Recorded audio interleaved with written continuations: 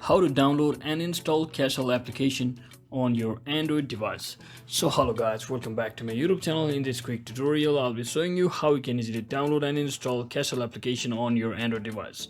So if you are using iOS, you may go to your app store, but since we are using Android, just head over to your Play Store and just search in for Castle Make and Play.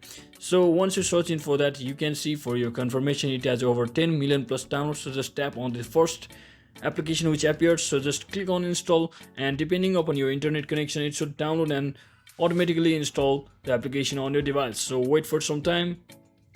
So once it's installed, just tap on the open app to open the application. So it's an application to basically create or play the games just like this. So once inside here, you can easily create your interactive games from over here. So that is it for today guys. I hope this video was helpful. If it was, don't forget to like and subscribe to the channel. See you on the next one.